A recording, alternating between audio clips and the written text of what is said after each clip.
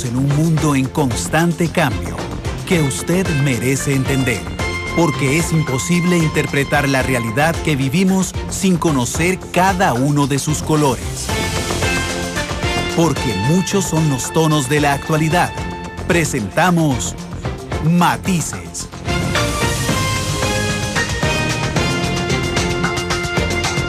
Una producción de Noticias Monumental.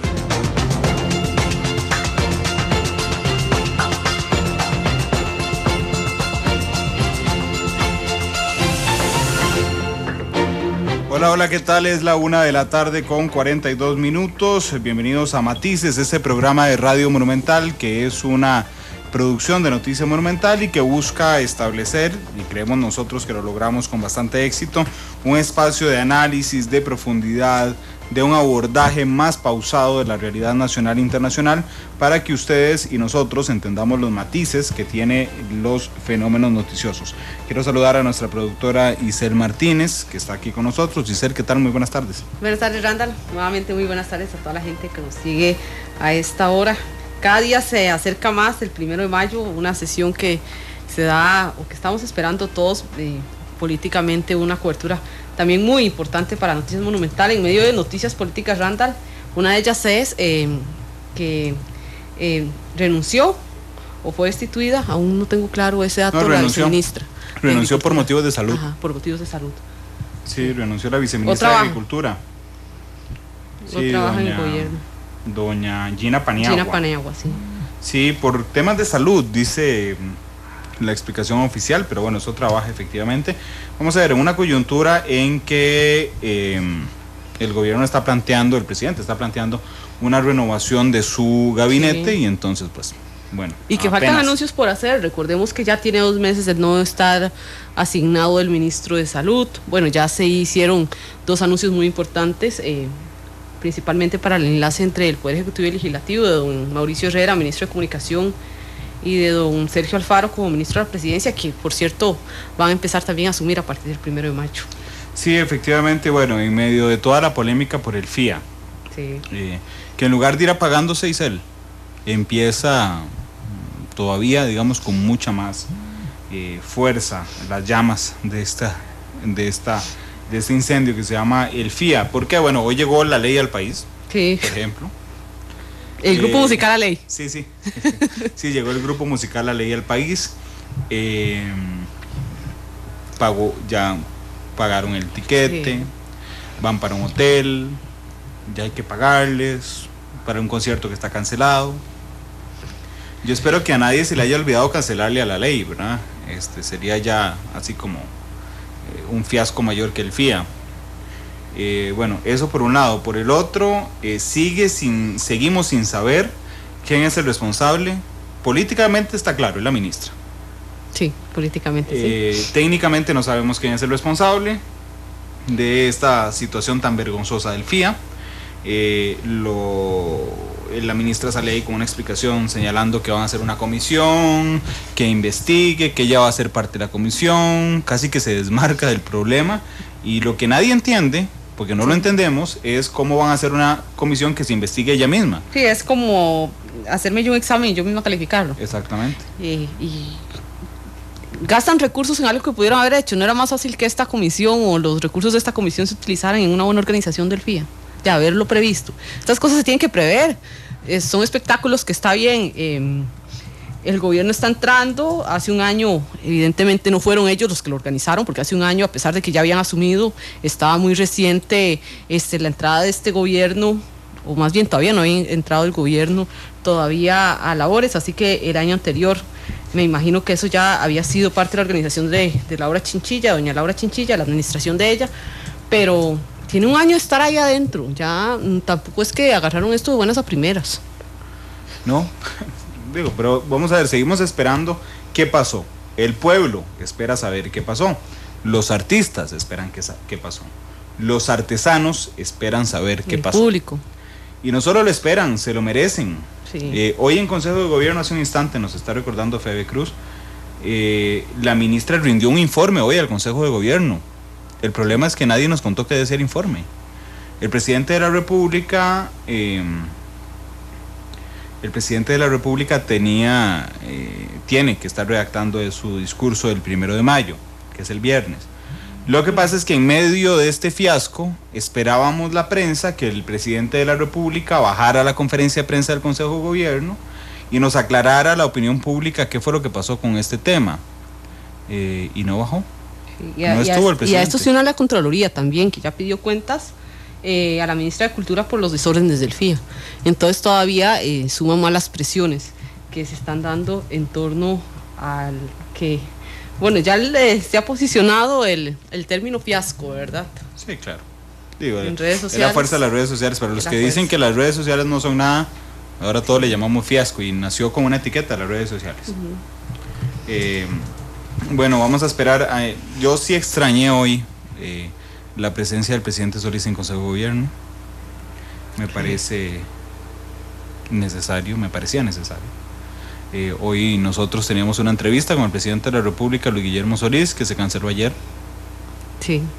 Alegando temas de agenda. Estamos esperando la reprogramación porque lo íbamos a tener hoy, lo íbamos a grabar hoy la entrevista, íbamos a tenerlo mañana con nosotros en Matices, al presidente de la República, pero ayer mismo, a menos de 24 horas, la dirección de prensa de Casa Presidencial nos cancela la entrevista y nos señala que es por una cuestión de agenda y que ahí hablarán con nosotros después para reprogramarla. Aquí estamos esperando aún. Hoy le hubiéramos preguntado esto al presidente. Pero bueno, sé que también ha causado, digamos, alguna reacción en Casa Presidencial, señalando que Monumental ha sido muy duro con este tema del FIA, pero no puede ser de otra forma. Es que son muy pocos los espacios de cultura en este país. Valga la redundancia, no se ha creado la cultura y eso empieza también a nivel político. Cuando hay tan poco espacio para este tipo de actividades que también promueven mucho indirectamente conductas sanas en la sociedad, porque es entretenimiento muy sano, cuando hay tan pocos espacios, pues es más visible este tipo de cosas.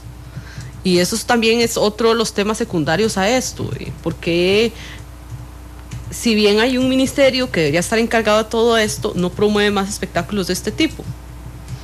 Esa es otra de las preguntas que se hacen, ¿verdad? Y que normalmente la gente hace. Y además es algo en lo que está invertido fondos públicos, así que tampoco es que nos hagan el favor de contarnos qué fue lo que pasó en el FIA.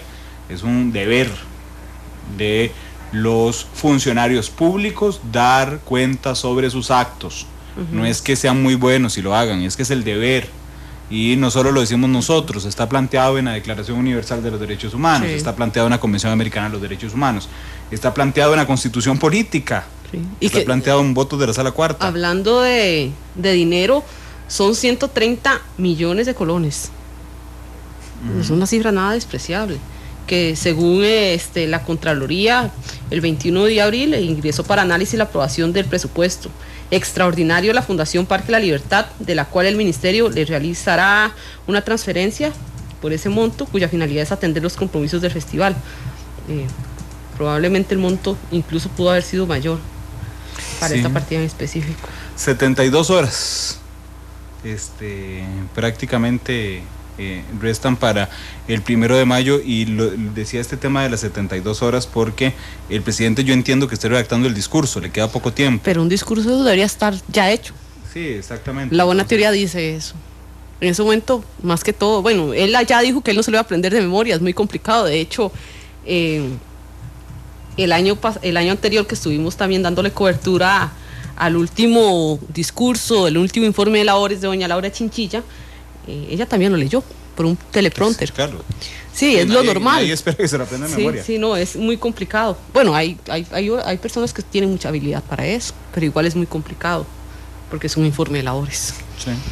Bueno, en medio de esta no reacción de Casa Presidencial hoy, del informe que se presentó en Consejo de Gobierno, que no sabemos qué es, tras eso la investigación de la Contraloría, la ausencia del presidente hoy en la conferencia de prensa, que no tiene la obligación de bajar, sino que todos esperábamos que bajara hoy. Pero usted cree, moralmente no tiene la obligación de bajar. No sé, es que es tan subjetivo, digamos, porque yo te puedo decir, a mí moralmente, digamos, ni siquiera moralmente, un tema de... Políticamente. Político, sí, exactamente. El Políticamente, político, sí. Para Randall Rivera, el presidente debió haber bajado hoy. Sí. Pero bueno, puede ser que para Isel Martínez no. O para Heiner, que hoy están con nosotros en controles, puede ser que no. Entonces es muy subjetivo. Legalmente él no tiene por qué bajar. No, legalmente no hay nada que le diga tiene que hacer. Yo creo que políticamente debió haber estado. Igual la responsable directa es en este caso la ministra de Cultura. Eso sí es un hecho. Sí, bueno, sí, exactamente. Sí. Bien, es la 1:52 de la tarde. Hoy vamos en horario especial de 1:30 a 3 de la tarde. Hoy vamos a hablar sobre un estudio que hizo la Universidad Nacional, el análisis de la coyuntura política que hizo la Escuela de Sociología de la Universidad Nacional. Así es que vamos a ir a una pausa comercial de una vez y regresamos con el tema de fondo con nuestros invitados.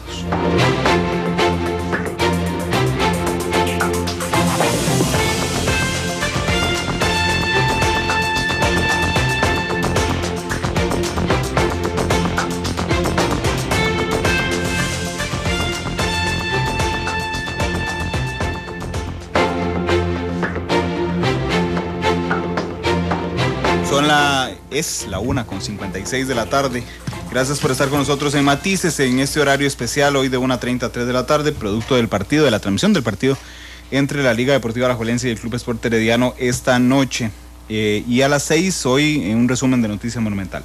Vamos a hablar sobre el balance del primer año de gobierno, un estudio que hizo la Universidad Nacional, particularmente la Escuela de Sociología, muy interesante, sobre la coyuntura política, sobre, se me fue la palabra exacta que usaron, pero a mí me hizo mucha, el estilo del presidente de la República, Luis Guillermo Solís. Acabamos de hablar de estilo justamente hace unos minutos cuando dijimos que el presidente decidió no bajar hoy a la conferencia de prensa del Consejo de Gobierno en medio de la polémica por el FIA. Bueno, vamos a hablar sobre estos temas con dos destacados invitados hoy, don Abelardo Morales, sociólogo de la Universidad Nacional. Don Abelardo, ¿qué tal? Buenas tardes. Muy buenas tardes, muchas gracias por la invitación y es un gusto para mí estar con ustedes aquí en el programa. Bueno, y también con don Carlos Carranza, eres politólogo y sociólogo de la Universidad Nacional. Don Carlos, bienvenido, buenas tardes. Buenas tardes, un placer estar aquí en Matices y estar en Radio Monumental. Es un gusto y estamos a la orden. Gracias, no, empecemos en materia de una vez. En términos generales, y después vamos a lo micro, ¿qué arroja, qué nos demuestra el estudio que hace la Escuela de Sociología de ustedes? Es interesante porque es un análisis cualitativo, ahora no es cuantitativo, no habla de datos, es un análisis de fondo sobre los hechos. Si me permite... Otra vez, don Carlos. Ahí, ahora sí. Si me permite un anuncio, este trabajo no se hace desde ahora, se hace desde hace 10 años. Es decir, el proyecto Coyuntura es un proyecto permanente que 3 o 4 veces al año damos conferencias sobre hechos relevantes de la vida política, la vida económica, y lo hemos centrado mucho en el análisis sociopolítico de Costa Rica. Yo sé que podríamos poner más cosas, pero tratamos de hacer eso. Entrando en materia, yo diría en pocas palabras, para comenzar tal vez a abrir la gente que está en su casa, en su carro, va en el bus, yo diría que es un gobierno de baja intensidad en las políticas públicas fundamentales, porque no logró conformar políticas públicas durante un año. En segundo lugar, con conflictos internos y conflictos externos muy fuertes y contradicciones, como se vio en el tema evidentemente de ciencia y tecnología, telecomunicaciones, que habían dos cabezas diferentes. Y nosotros señalamos entonces que el gobierno, si bien ha tenido aciertos en política exterior, aunque alguna gente puede criticarla si es la adecuada o no, ha habido un énfasis en la política exterior como elemento importante, seguridad pública como segundo elemento que han trabajado bastante bien, porque la seguridad pública hay una continuidad, puede haber habido ministros, pero los ministros no se va por ningún conflicto. El tercer tema que han logrado ellos darle un énfasis adecuado es el tema de planificación desde un punto de vista. Se ha hecho el Plan Nacional de Desarrollo, veremos el grado de cumplimiento. En cuarto nivel también hay que señalar que en educación han logrado conformar un equipo de trabajo, han logrado plantear cosas y están tratando una cosa que sé que al doctor Abelardo Morales le interesa, que es el tema de empleo, pero también de la población joven que se ve afectada en cierto momento. La otra parte que también señalamos es que hay una serie de deficiencias. Señalamos que evidentemente hay deficiencias en el tema de ciencia y tecnología, porque debería tener un mayor énfasis para un país que quiere desarrollarse, que está impulsando tratados. La ciencia y la tecnología es un factor fundamental.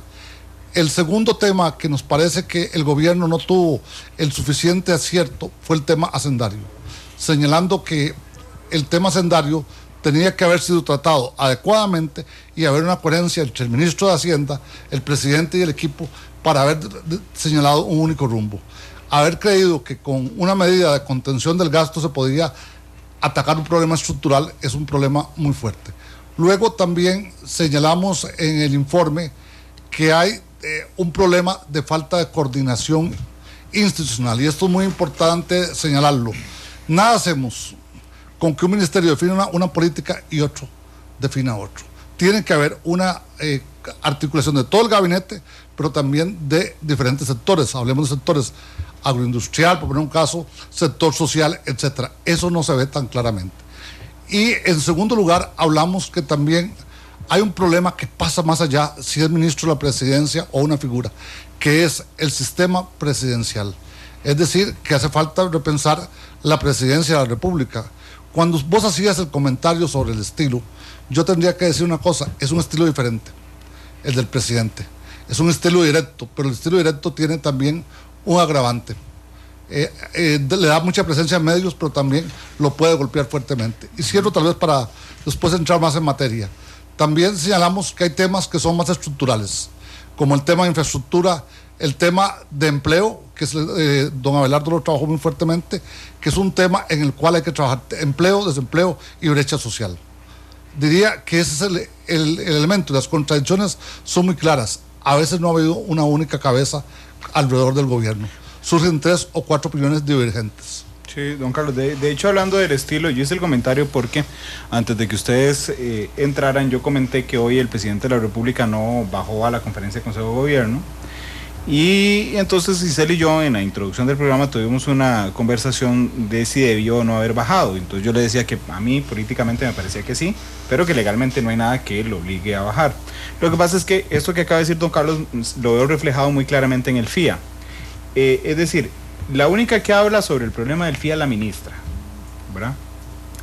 Cuando a nosotros se nos agotan las explicaciones de la ministra, al único que usted puede acudir más allá de la ministra es el presidente. Y cuando el presidente no habla, como hoy por ejemplo que no bajó a Consejo de Gobierno, y quedan sin responder un montón de situaciones, porque lo veo resumido en lo que ustedes dicen. Ustedes señalan en la presentación del estudio: el estilo presidencial tiene una ventaja y a su vez una desventaja. A diferencia de otras presidencias, el presidente asume como propio diferentes frentes, y él asume y defiende lo que se hizo. Lo que tiene como ventaja de primera mano es que se puede saber las posiciones del presidente, pero como desventaja es que no se pueden asumir todas las situaciones por parte de él, o bien que los niveles de interpelación se agotan muy rápidamente, como está pasando en este instante, don Abelardo. Sí, yo creo que eso tiene, o sea, yo me separaría un poco de la imagen, que me parece pertinente la lectura que usted hace, pero lo enmarcaría en lo siguiente: ¿por qué esa fragilidad en este caso del estilo presidencial? Yo veo ahí varios escenarios, ¿no? Un escenario que tiene que ver con el nivel inmediato del presidente, que es un entorno lleno de contradicciones y debilidades, ¿no? O sea que están aflorando o han aflorado las debilidades propias de este gobierno, y era algo que se suponía que ya traía esta administración,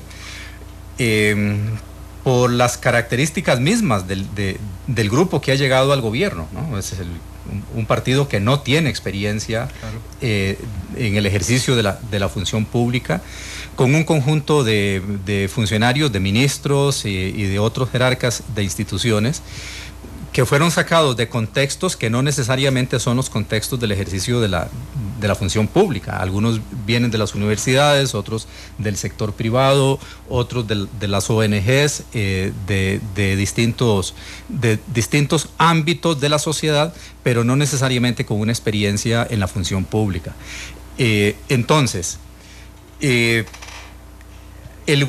gobierno, en el ejercicio de su mandato, pues debía haber tenido los puentes de articulación al interior del gabinete y los puentes de conexión con la Asamblea Legislativa, con los partidos políticos, con los empresarios, con los sindicatos, con las organizaciones sociales, y por lo que muchas opiniones señalan, y en el balance nuestro también se recoge algo al respecto, esos puentes no han funcionado, ¿no?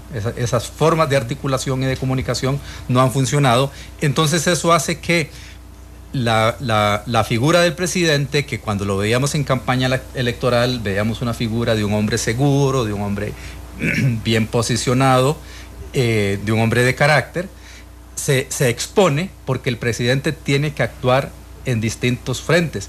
Y entonces, cuando no tiene al lado suyo la figura que medie en la relación entre el presidente y otros actores, entonces la figura del presidente se debilita. O sea, es el presidente el que tiene que salir.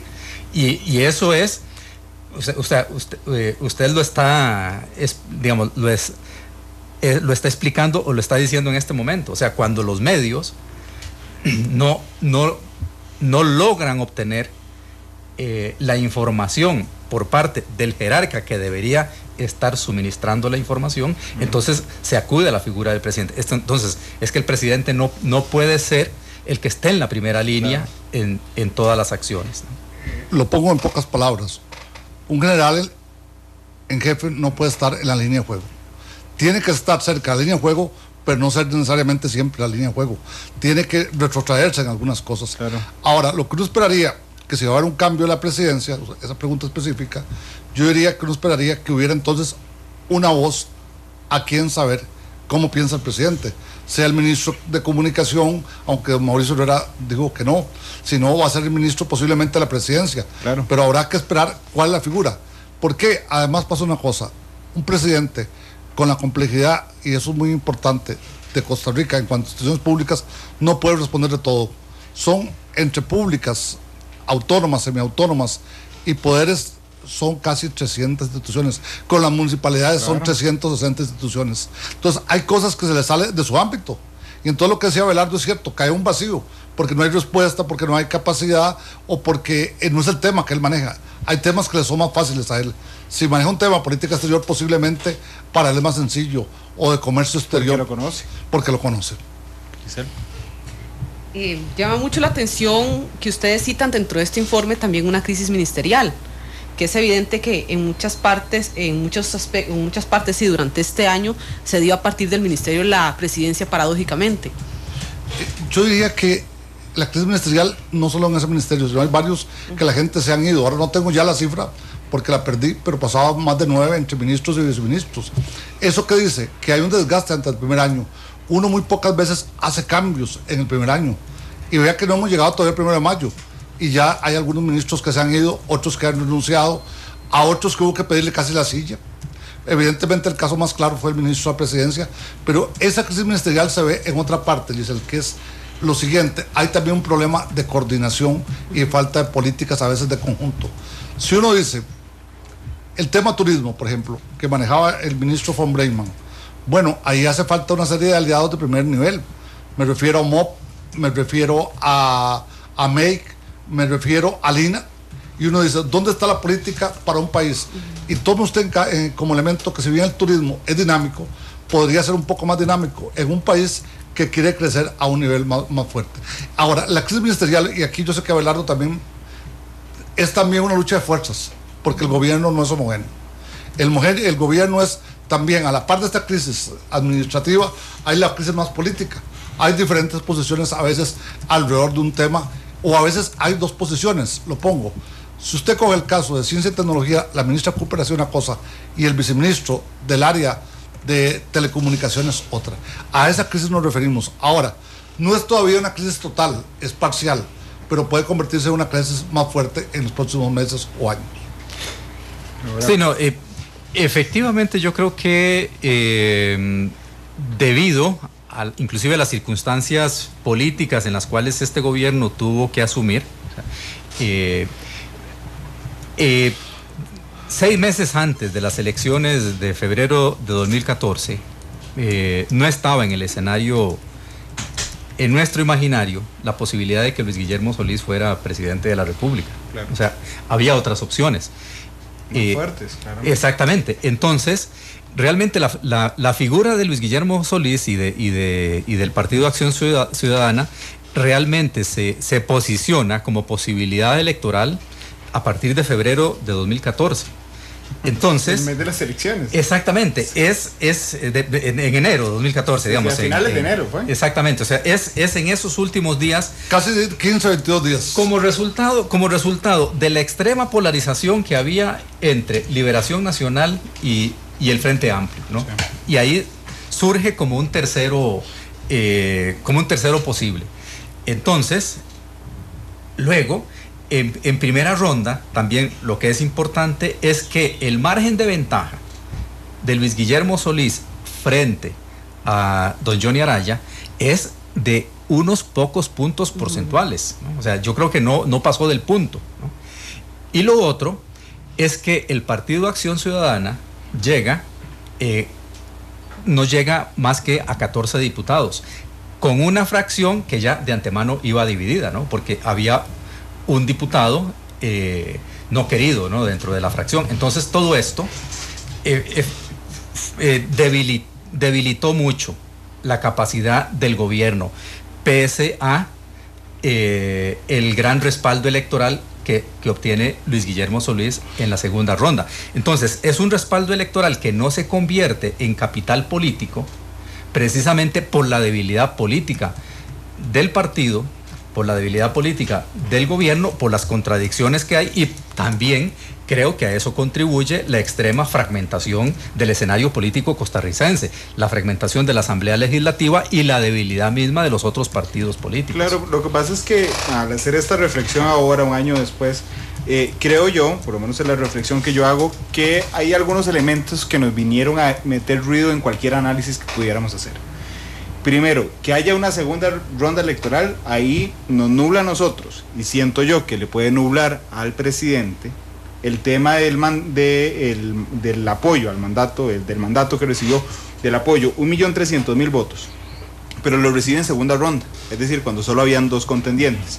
En una segunda ronda donde uno de los contendientes ha suspendido la campaña, ¿verdad? Y entonces, a la hora de analizarlo hacia atrás, nosotros decimos, bueno, es que ganó por tanto margen. Bueno, sí, ganó por tanto margen, pero con un montón de elementos que nos hacen ruido alrededor, ¿verdad? Que era una segunda ronda, que era la primera vez que llegaba al gobierno el PAC, y finalmente que un candidato suspendió la campaña.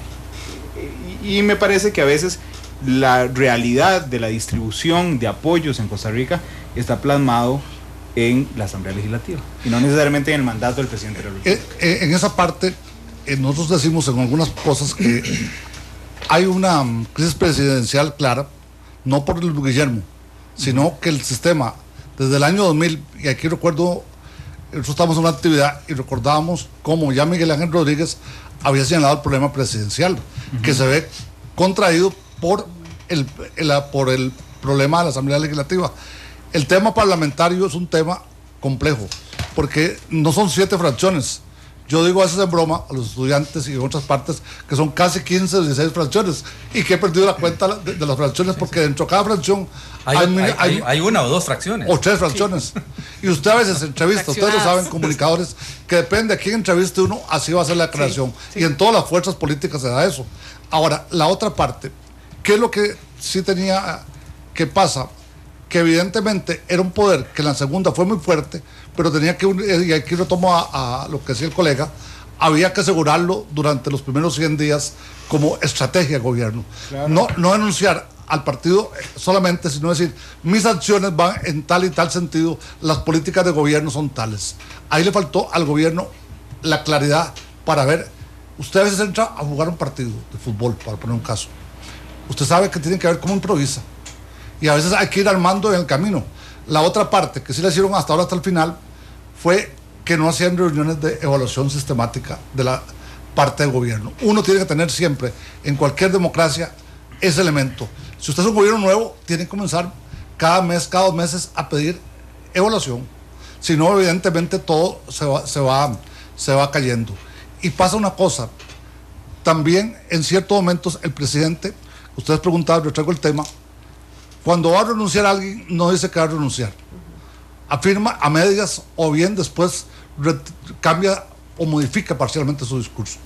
Y eso también trae un grave problema para el presidente. Entonces, un gobierno que le cuesta mucho. Además, con una fracción de oposición fuertemente estructurada, aunque no significa que tenga proyecto. Me refiero a Liberación Nacional.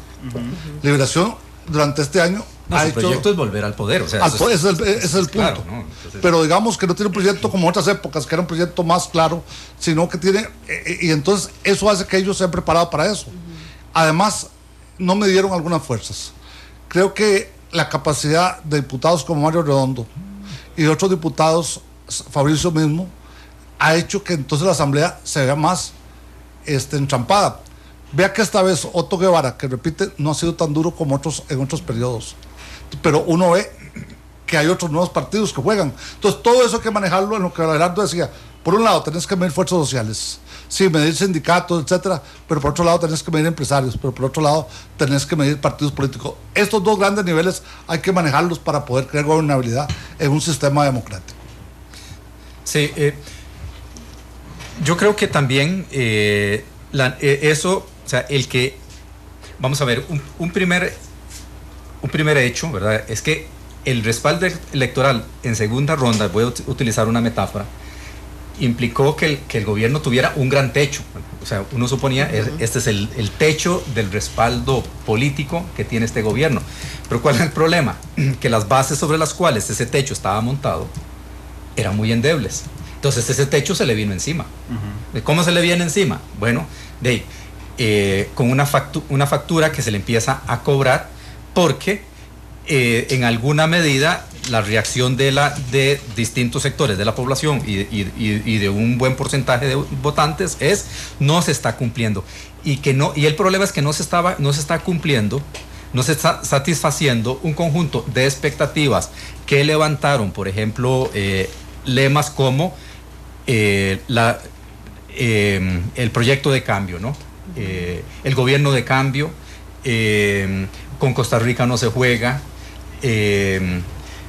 la lucha contra la corrupción, o sea, una serie de principios. Sí, exactamente, de discursos de campaña que crearon una gran expectativa, inclusive la expectativa de que podíamos llegar a disponer de mejores niveles de vida.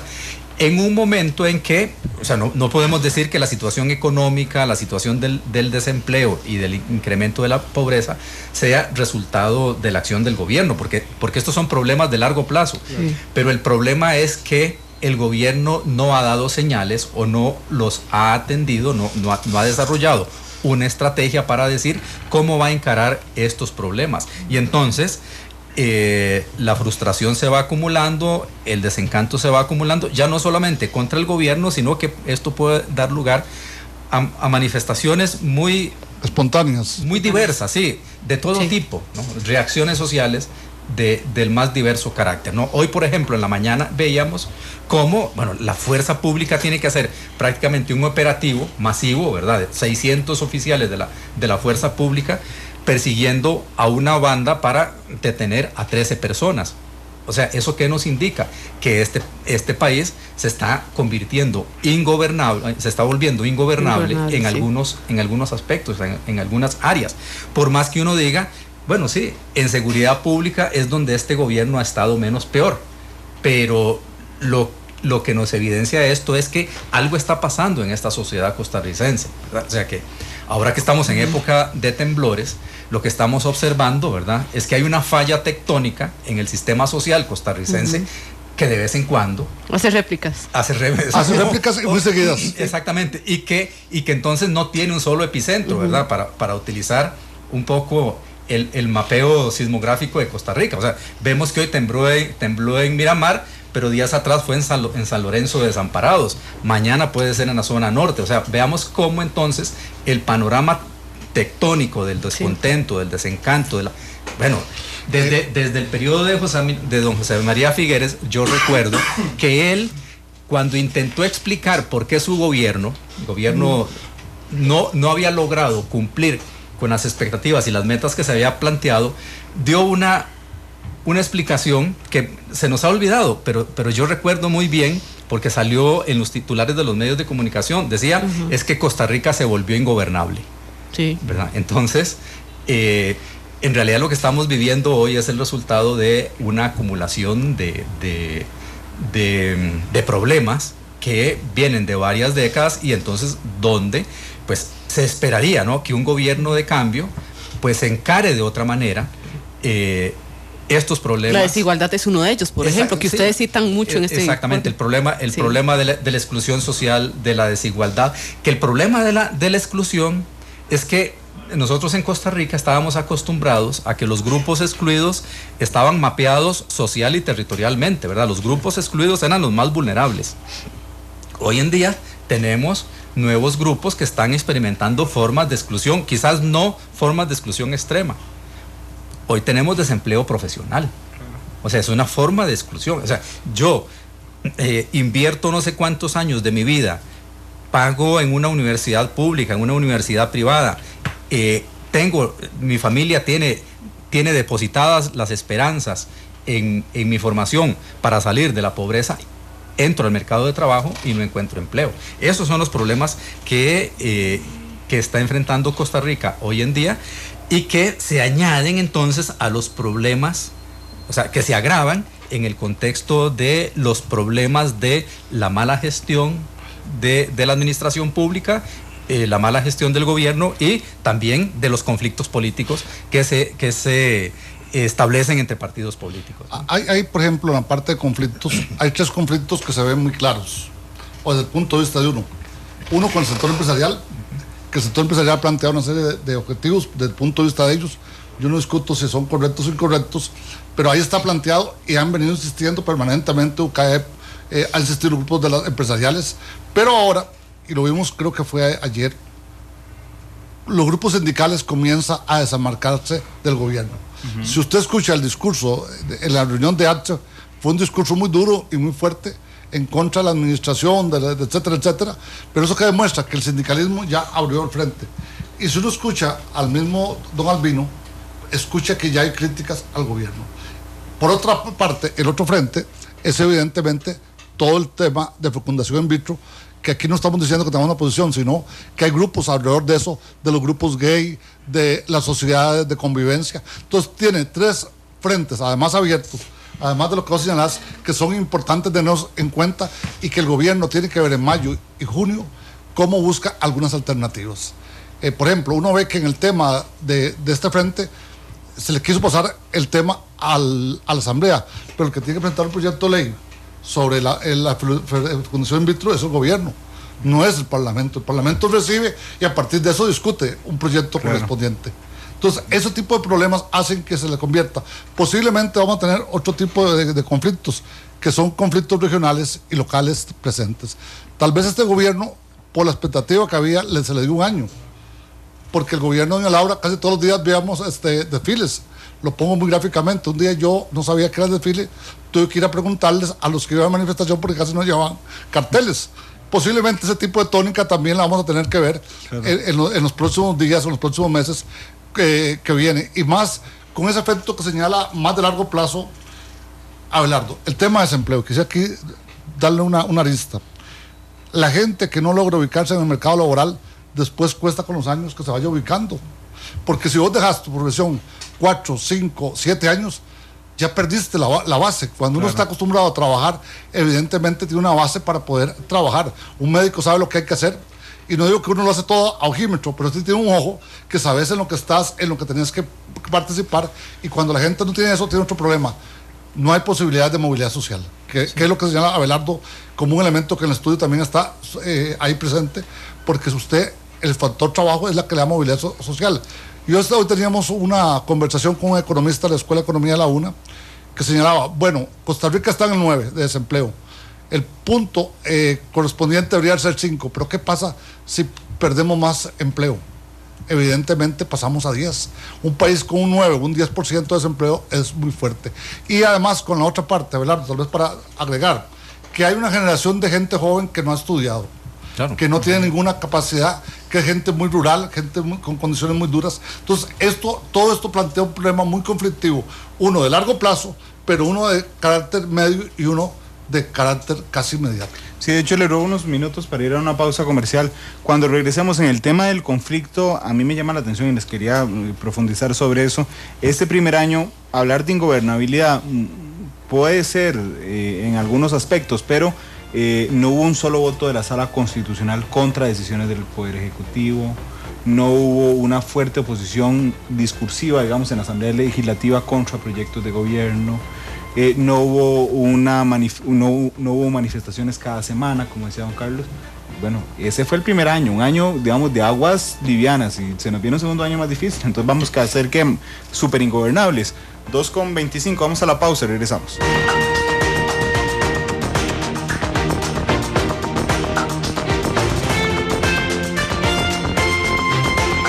Son las 2 de la tarde con 28 minutos. Estamos hablando hoy sobre el estudio de coyuntura política que hizo la Escuela de Sociología de la Universidad Nacional. Les decía que a mí me llama mucho la atención el término de ingobernabilidad a la luz del primer año, porque yo no recuerdo un solo voto. Pudo haber sido el de don Melvin, pero no, se lo resolvieron a favor. No hay un solo voto de la Sala Constitucional que haya frenado una iniciativa de gobierno. No hay un bloqueo de algún proyecto de gobierno en este instante vital en la Asamblea Legislativa. No hay manifestaciones en la calle reclamando X o Y. No hay pronunciamientos de la Defensoría de los Habitantes contra políticas de gobierno. No hay freno de la Contraloría General a proyectos de gobierno. Es decir, la institucionalidad no es la que le ha creado esa ingobernabilidad el primer año, don Abelardo. No, tal vez ingobernabilidad es un término un poco severo, ¿no? Lo que sí se nota es incapacidades en ciertos ámbitos para poner la máquina a andar, ¿no?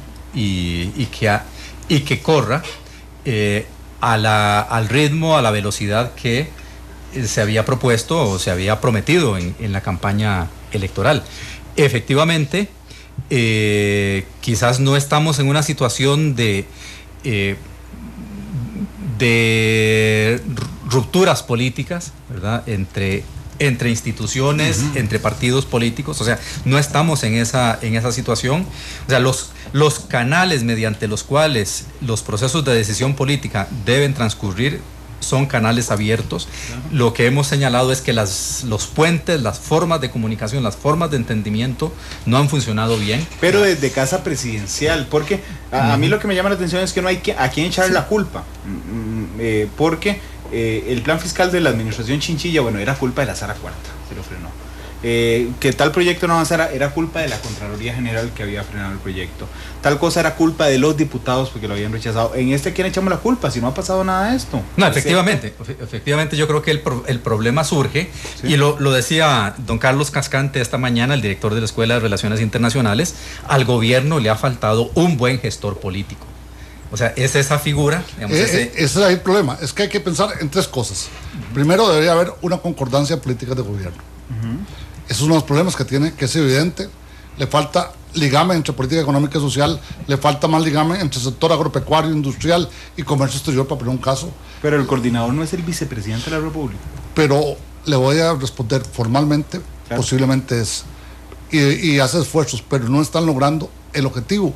¿Por qué? Porque no hay indicadores. En un gobierno, ¿qué es lo que uno hace? Y ya me pasó la otra área mía en la que trabajo en la UCR, en administración pública. Define cuáles son los objetivos, cuáles las metas y cuáles son los indicadores. Pero el gobierno no puso ninguno. Entonces, no hay ese tipo de cuestiones. Y una que señalamos nosotros muy, muy grave es que no tiene tampoco esa capacidad para amarrar el conjunto de decisiones públicas. ¿Por qué? Porque uno esperaría que el ministro de la Presidencia y algunos otros ministros sean los que actúen a nombre del presidente, sean interlocutores válidos, pero no aparece ese elemento como elemento fundamental. Y la otra, la pregunta, en la parte legislativa, ¿cuántos proyectos ha presentado el Ejecutivo? Que sea un cambio de una ley orgánica, que sea un cambio constitucional o una cuestión, cuando usted prefiere dejar que sea lo que hay en la inercia. La inercia, sí. Eso es una forma de gobernar. Pero en algún momento eso tiene sus elementos. Y tal vez lo que señalaba Abelardo es que evidentemente no ha tenido todas las presiones. Cuando tenga más presiones se van a ver más efectos más fuertes y posiblemente más vacíos. Claro. Véanlo muy con la política cultura, que no vamos a meter en las discusiones. Lo que uno nota es que ahí faltó capacidad de gestión, capacidad de planeamiento estratégico, y tercero, tener claro todo lo que era gastos correspondientes, más la logística. Esos 4 factores están muy claros. Bueno, dice, ¿qué pasa si tenemos otras cosas más graves que pueden pasar? Esos son los grandes elementos. La otra parte, ¿qué fue por qué algunas contradicciones del gobierno se las pudo quitar? Porque no se metió en temas tan polémicos como se metió la administración Chinchilla o la Arias. Ve el tema minería, no es un tema importante para el gobierno. Sí, ¿no? Entonces, hay que ir viendo. Sin embargo, yo quisiera hacer una acotación sobre algunas cosas puntuales. Ya la Contraloría ha comenzado a sacar informes paulatinos sobre diferentes partes que hay que estudiarlos para ver lo que está diciendo la Contraloría. Ya vimos a la Contralora ya hablando hasta el último caso del Ministerio de Cultura en el día de hoy, ya más fuertemente. La Contralora. Con la Contralora, no puso a nadie, ella directamente. Sí, ¿cuál es el estilo para los oyentes que no conocen? El estilo casi siempre es una nota de la Contralora a los medios de comunicación, pero cuando la Contralora o el Contralor sale hablando directamente, es que es una interpelación directamente de esa parte. Claro. Posiblemente con la Defensoría el tema de fecundación in vitro va a ser un tema de mayor presión en los próximos meses. Es decir, van a haber una serie de frentes posiblemente al gobierno que tienen que ver cómo negocia. Con otra parte, tiene acuerdos en la Asamblea Legislativa que no sabemos cómo va a terminar el 1 de mayo, pero esos acuerdos cómo los va a cumplir. Sí, esa parte de gobernabilidad no la ha logrado. Ve el tema de infraestructura. Dijeron, vamos a cerrar Conavi. Pasó 1 año y nada. No es que haya que cerrarlo inmediatamente, yo entiendo, porque jurídicamente es posible. Pero si vos haces un acto simbólico, tenés que construir los caminos para que ese acto simbólico se convierta en una realidad. Esas son las decisiones. Pongo otro ejemplo, para que ustedes vean. El tema del ferrocarril. El tiempo que duramos pensando si se abría o no hacia la afuera, cuando todos vemos que el país le hace falta una serie de requerimientos de tipo. Ese es el tipo de definiciones que el gobierno no tiene en estos momentos de carácter sustantivo. Sí, yo creo que hay 2 ámbitos. Uno tiene que ver con la capacidad de gestión del funcionario público para resolver cuestiones operativas, qué sé yo, por ejemplo, los mecanismos y los procedimientos para que al Ministerio de Cultura se le aprobara el presupuesto extraordinario, ¿no? Y así podríamos mencionar en otros ámbitos, o sea que tiene que ver con la capacidad de contar con los cuadros técnicos adecuados para poner en práctica las decisiones. Pero hay otro nivel, que es el nivel de las relaciones políticas, ¿no? Entonces, este primer nivel, si falla, bueno, lo que se experimenta ahí es la inoperancia, ¿no? Pero en el otro nivel, en el nivel de la comunicación política, de la relación entre actores políticos, el problema es que ahí se crean vacíos, y esos vacíos, los vacíos en política nunca se quedan sin llenar. O sea, alguien asume esa función, y o la asumen fuerzas de oposición o la asumen los free riders, ¿no? Los gorrones, los que aparecen. Y hay una figura, no en el gobierno, sino en la Asamblea Legislativa, ¿verdad?, que ha venido además desempeñando funciones de traslado de un lado a otro, ¿verdad?, entre la Asamblea Legislativa y el Poder Ejecutivo, sin tener la legitimidad suficiente en la Asamblea Legislativa, y si tampoco creo yo tener la legitimidad suficiente en el Poder Ejecutivo, porque el mismo presidente lo ha desautorizado en varias ocasiones. Este es el caso del diputado Víctor Morales, ¿no? Claro. Que entonces ahí es donde uno ve que hay una serie de fenómenos en este accionar político del gobierno que no se inscriben, quizás es que uno tiene una lógica muy ortodoxa, ¿no?, pero que no se inscriben dentro de los canales tradicionales de relación política, ¿verdad? Entonces, evidentemente se requiere desde el gobierno un gestor político, o sea, una figura, un actor que sea el que tienda esos puentes entre Casa Presidencial o entre Poder Ejecutivo y el resto de partidos políticos. En algunos momentos ha sido la función y la ha cumplido la figura del ministro de la Presidencia, ¿no? Y en ese sentido es interesante porque la figura del ministro de la Presidencia ha sido en algunos momentos una figura importante.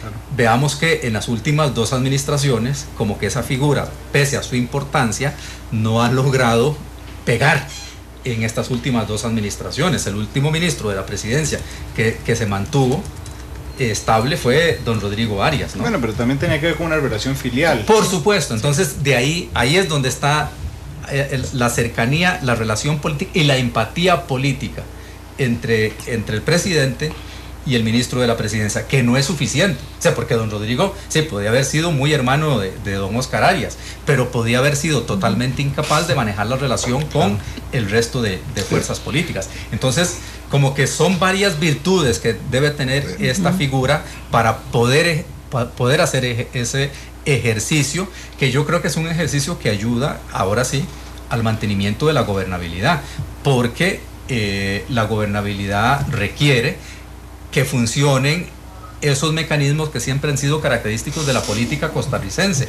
los mecanismos de la transacción política, donde, bueno, hay distintos actores con distintos intereses, distintas posiciones, pero es posible hablar, es posible negociar y es posible llegar a acuerdos. O sea, yo creo que en Costa Rica, no, en el momento en que se empiecen a perder esas calidades, ahí se empieza a deteriorar el sistema democrático, se empieza a deteriorar el juego político. Que es importante.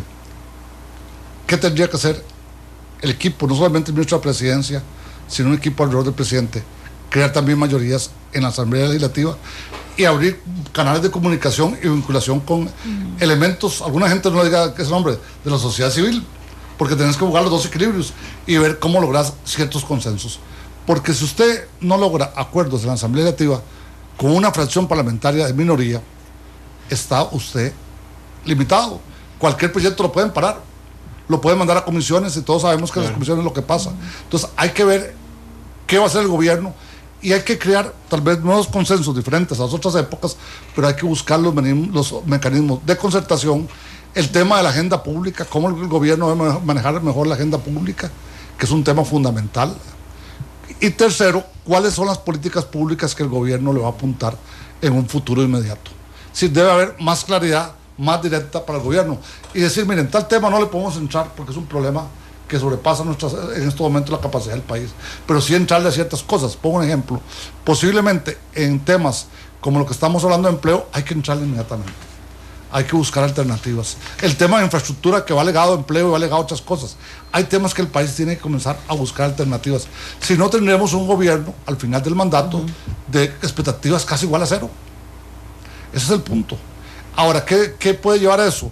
Podría llevar a cambio de fuerzas políticas, pero también puede llevar a aumentar el abstencionismo y la desconfianza ciudadana, que es el otro punto que hay que analizar también. A mí me llama mucho la atención, hace unos días, cuando estábamos haciendo un balance sobre cómo veían los jefes de fracción de las otras bancadas que no fueran oficialistas o que no fuera la oficialista, este proceso de sesiones extraordinarias.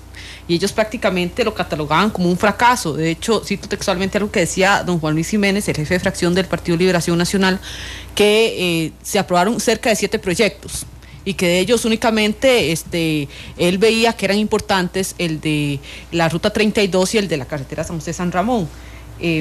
Prácticamente lo que ellos quieren decir es que no hay ese puente que ustedes mismos dicen. En este caso, ¿conoce el gobierno el consenso realmente, principalmente a nivel legislativo? Bueno, es que uno tiene que hacer una cosa en la Asamblea. Antes de mandar el proyecto, es preferible que la Asamblea, y aquí yo sé que muchos oyentes me van a criticar, se vayan una semana de vacaciones para ponerse de acuerdo en qué proyectos puede haber acuerdos. Yo llamo a jefes de fracción y digo, mira, vos, ¿cuál es tu posición sobre tal cosa, sobre tal otra? Entonces uno va construyendo 3 o 4 proyectos que son posibles. Los otros los puede dejar de lado. Y entonces uno dice, bueno, vamos a discutir estos proyectos como elementos importantes, pero también se pueden hacer otras cosas. Deme un proyecto que sea importante de ustedes y le vamos a dar la opción para que se convierta una ley promovida por ustedes, firmada así por el presidente de la República. Ese tipo de cosas se pueden hacer en una democracia, porque no son enemigos. Pero eso es lo que yo llamo los mecanismos de transacción política. Transacción política, hay que hacerlos. Control político. Sí. Y mecanismos de consenso. Sí. Porque además, si vos lográs a un jefe de una fracción de un partido pequeño o mediano darle, él va a llegar más fácil a llamarte y decirte, mira, necesito tal cosa, ayúdame para tal cosa. No estoy hablando nada corrupto, estoy hablando para hacer otra carretera, para hacer tal puente. Es que eso pasa, esa es la mecánica de la Asamblea Legislativa, se negocian proyectos y apoyo. Pero yo no sé, a mí me da la impresión de que por ejemplo, en la elección pasada del directorio legislativo, el gobierno, a cambio de ciertos apoyos, negoció con diputados que uno dice, bueno, ¿qué puede estar pidiendo esta persona para ocupar este puesto? ¿No? ¿Y qué obtiene el gobierno a cambio? O sea, el problema es que siento que a veces, o sea, que en algún momento, el control del directorio se convirtió en un objetivo en sí mismo, en un fin, no importan los medios, ¿verdad? Y entonces, eso, pues, se revela, o sea, luego redunda en que los resultados del trabajo legislativo pues son totalmente insatisfactorios, ¿no?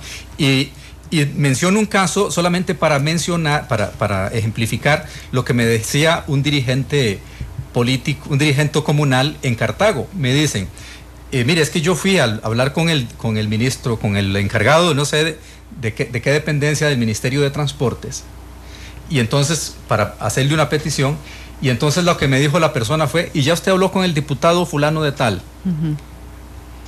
Y entonces, bueno, evidentemente eso lo que significa, ¿verdad?, es que ese diputado le negoció al gobierno una cuota de... Exactamente, una cuota de control sobre las inversiones del gobierno en las comunidades en las cuales él tiene influencia.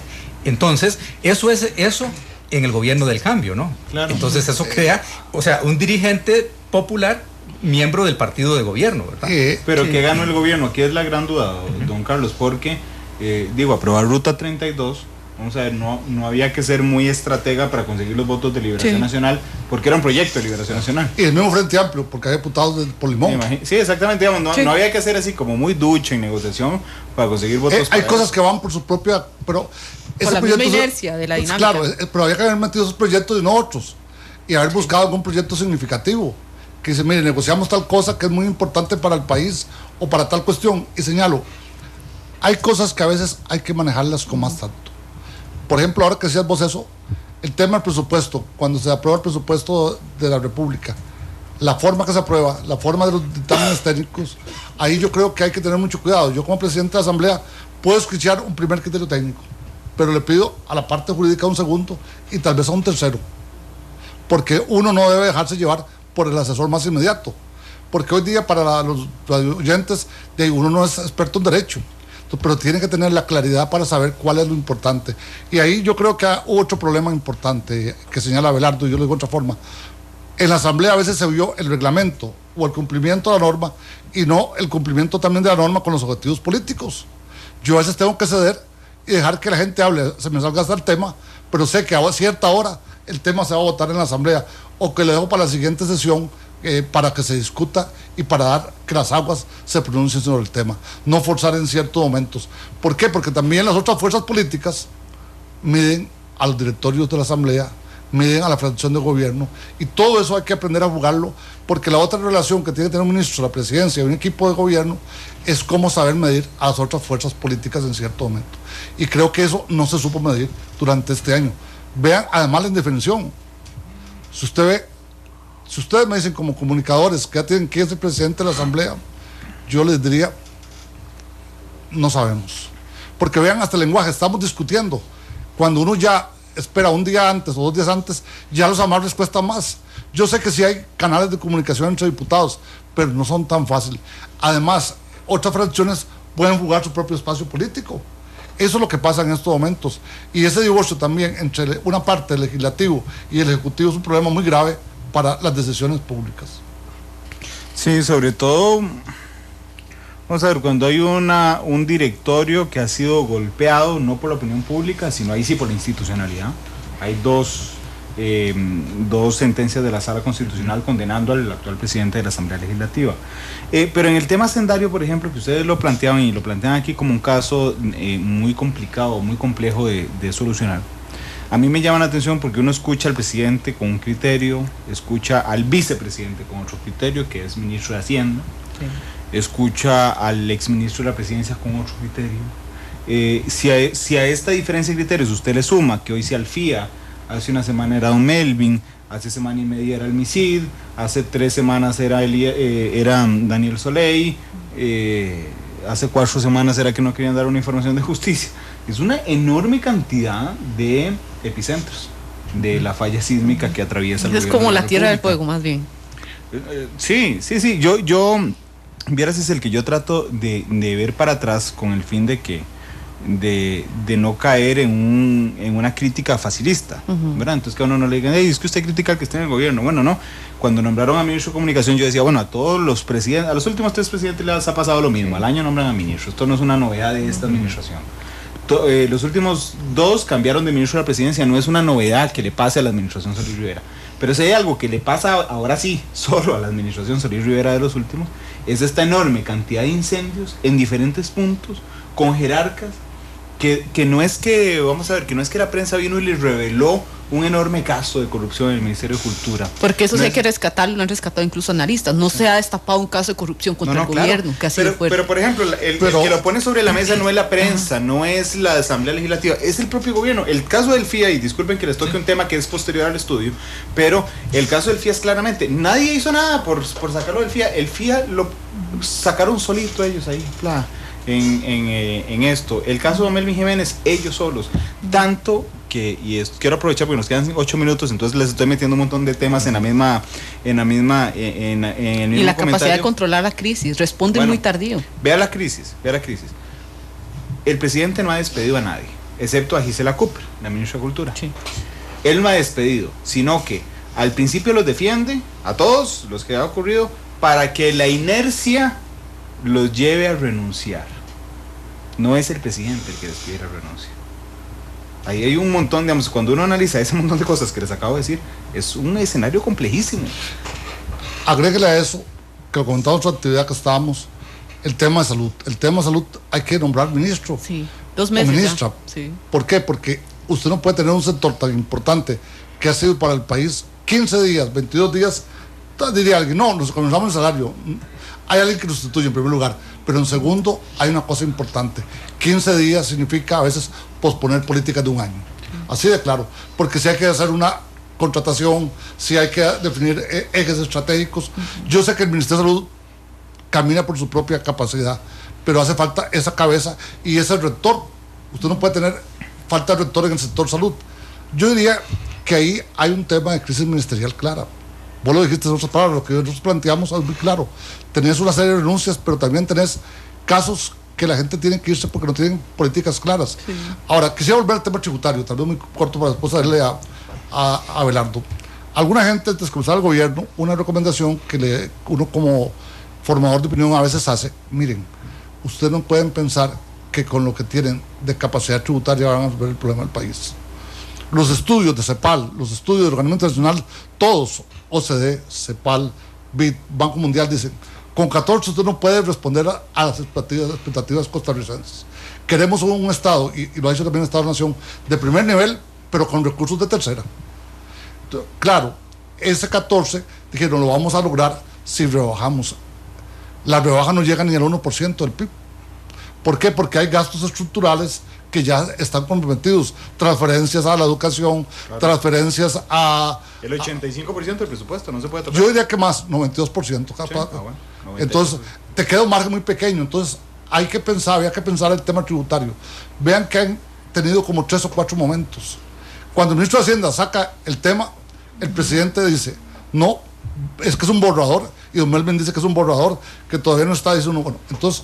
En esa formalidad que vos y yo tenemos de que cuando sale el ministro de Hacienda uno cree que esa es la posición del gobierno, pero todavía no tenemos un proyecto claro. Y si usted eso le agrega que hay un sector empresarial que no considera oportuno la reforma, el tema no es fácil, pero es un tema que el país tiene que entrarle.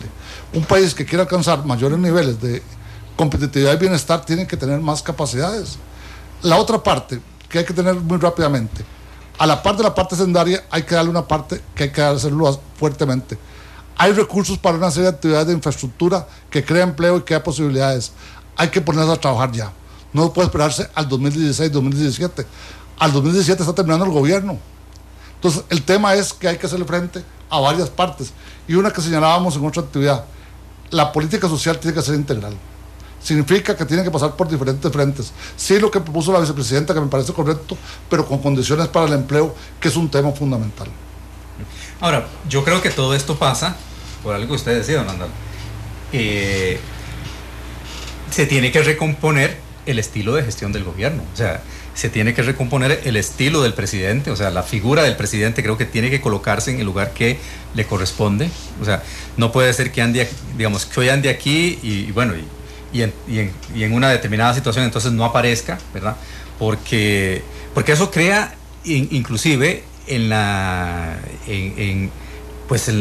gente una psique social. Exactamente, esa sensación de incertidumbre, ¿no? De falta de confianza, y entonces tienen que quedar establecidas, ¿verdad? Y creo que este segundo año, después del 8 de mayo, pues es el punto de arranque para hacer esa reconfiguración, una reconfiguración del gabinete. O sea, yo no sé si habrá ministros que se deban de ir y qué ministros o qué otros jerarcas irán a llegar, pero creo que ahí hay que rearmar el equipo, definir muy claramente cuáles son las prioridades, o sea, porque podemos tener las prioridades, ¿no? Pero luego entonces el gabinete. Exactamente, cómo esto se va a llevar a la operación política, ¿verdad? Entonces, hay una tarea que le corresponde al Poder Ejecutivo propiamente, ¿no? Creo que ese equipo se tiene que rearticular, se tiene que reacomodar. Hay que resolver el problema de salud, ahora el problema de cultura, el problema de ciencia y tecnología, sí. La presidencia, realmente cuál va a ser la función del ministro de la presidencia, y luego cómo van a ser las relaciones con la Asamblea Legislativa. Que depende de lo que pase el viernes, además. Totalmente, o sea que ahí tiene que haber una muy buena capacidad de lectura del equipo de gobierno sobre cuáles son las posibles acciones dependiendo del escenario resultante. Y yo creo que el gobierno se tiene que preparar para el peor escenario. El peor escenario es que no dirija el director. Que a la larga no sea el peor escenario, porque yo creo que el escenario de este año ha sido malo. Claro. ¿Verdad? Porque ha sido el ejercicio de gobierno contando con un directorio en las condiciones que ha operado pero además con una fracción legislativa donde quizás las dos principales figuras de la oposición política estaban en la misma fracción, ¿no? Claro. Y entonces, bueno, ¿cómo el gobierno va a negociar con su propia fracción y con el resto de fracciones políticas pensando en cualquier escenario? Inclusive, yo creo que el directorio legislativo, o sea, tal y como quede conformado, no necesariamente va a definir definitivamente el escenario de la Asamblea Legislativa para todo el año. Voy a decir una blasfemia antes de darle el campo a don Carlos Carranza. Yo creo que el peor año de la administración Chinchilla no fue cuando el PAC fue presidente de la Asamblea Legislativa, porque a nivel discursivo y de comunicación política usted encuentra un justificante. Es decir, sí. Si la oposición tiene el control legislativo, usted en algún momento puede argumentar, bueno, es que nosotros lo queremos hacer, pero la asamblea fueron los que no quisieron. Sí. Yo creo que hay dos cosas que tendría que hacer casi de inmediato el gobierno. Por un lado, definir un candidato, si es que lo va a tener, o van a tener dos o tres, porque uno lee las posiciones y pareciera que van a haber dos por lo menos. Y en esa parte, tener claro los discursos del 1 de mayo. Porque discursos muy de hecho enfrentamiento de parte de la fracción de gobierno puede llevar a un fraccionamiento más con otras fracciones parlamentarias. Y la otra parte, el discurso del presidente, posiblemente que está listo, sí debe medir alternativas para llegar si hay cambios. Tener en una parte del discurso que señale la disponibilidad del gobierno a negociar con diferentes interlocutores y a buscar alternativas. ¿Usted cree que Otón Solís sea candidato oficialista? No le podría decir. Oficialista, por eso le puse el apellido. Oficialista. No, yo veo que Otón no lo veo. No lo veo. Es candidato a la presidencia porque él se lanzó. No lo ve como candidato o como oficialista. Como oficialista. Como oficialista no lo vemos. Sería, de hecho, estaba ayer hablando con una fuente de la Asamblea Legislativa y me decía eso, que ese sería el mayo negro del gobierno. Podría ser. Exactamente. Pues claro. Puede ser porque recuerde que en la historia de Costa Rica hay varios y uno nunca sabe. Claro, pero es que en técnica, así, es muy en detalles contradictorio. técnicos, es un diputado de la fracción oficialista. Bueno, pero habría que ver qué color le pinta. Pero eso. no Tal vez es, puede ser un mayo color de hormiga. No es necesariamente el que cuenta con la bendición del presidente para ser el presidente. Para hacer eso. Ahora, eso trabaría mal las cosas, porque evidentemente pasa una cosa. Los temas que él tiene como plan desde la Asamblea son muy duros para una serie de fracciones. Sí. Les agradezco a los dos por haber estado aquí, don Abelardo, don Carlos. Encantado, placer siempre. Gracias, Cisel. Hoy a las 6 de la tarde, la tercera emisión de Noticia Monumental. A las 6:30, 120 minutos edición especial. 7:30, la transmisión de la Liga Herediano. Y ya viene Oro y Grana. Ahí está, don Miguel Cortés, que viene con Oro y Grana. Son las 2:57. Feliz tarde. Mira, ya pagué todas mis deudas. ¿Ah, sí? ¿Y quién le prestó? De ahí, Copia Alianza le presta para lo que necesite. Cope Alianza le ayuda a tener más dinero en su bolsillo con amplios plazos para pagar, atractiva tasa de interés. Solicítelo ya con una excelente cuota al 2785-3000.